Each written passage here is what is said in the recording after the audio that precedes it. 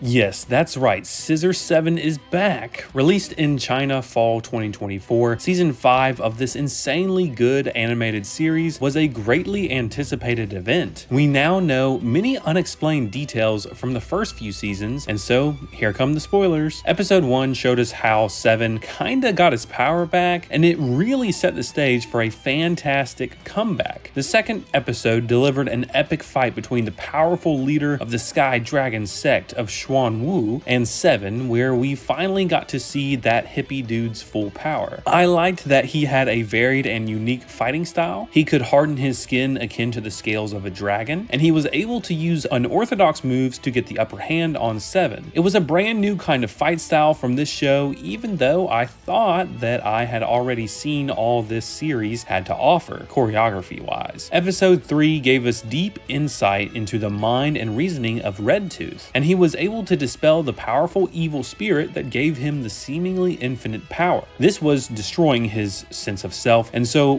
he was able to rid himself of the power that he once sought to force young Chairman Jing to fight him. While I think that episodes like these are good for background information, I don't think that Scissor Seven as a series particularly excels at creating sympathetic characters. I think there is a disjoint between the raw human emotion and the wacky, zany humanoid creatures. In episodes 4 and 5, we get to see the creator of the thumbs up style martial art, as well as the creator of the sorrowful magic melody. Episode 6 delighted us with a humorous battle between our bodyguard, 11, Scissor Seven, and the powerful old butler of the Plum Blossom Villa, who turns out to be a seriously dangerous guy that Seven once fought before. Episode 7 shows us 13 trying to master her chi control. And in episode 8, the main cast finally escapes the villa. In episode 9, we learned that Seven was actually the product of an assassin training program that bred the strongest human killer ever. While in episode 10, we see that a monster has taken Seven's mantle as top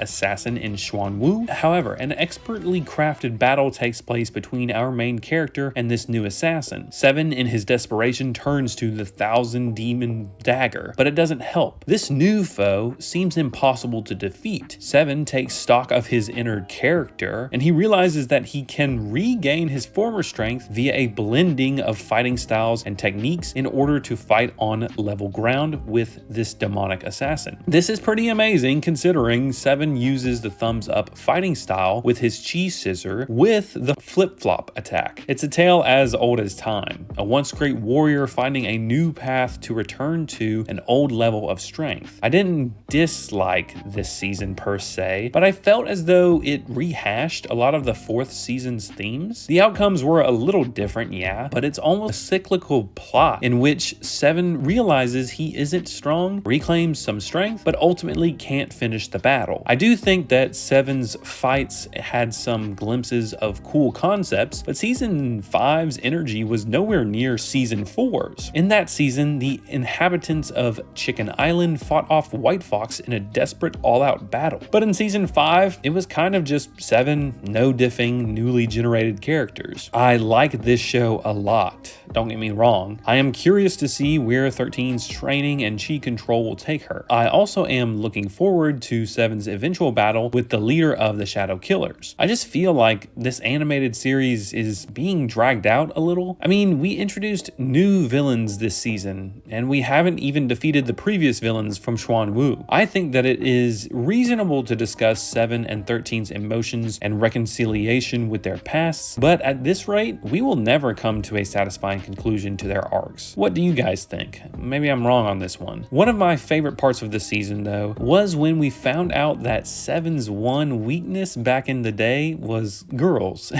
And that's how the other killers from Xuan Wu defeated him that one time. Now we see 7 is vulnerable to attacks from 13, and I definitely think that he will be pushed to choose between saving himself or 13 in the end game of this show. I predict that he will survive though. Okay everyone, please leave a comment below to discuss Scissor 7. I know I'm probably one of the few YouTubers that actually talks about this show, so feel free to reach out to me to ask questions or propose some predictions for future seasons. See y'all next time.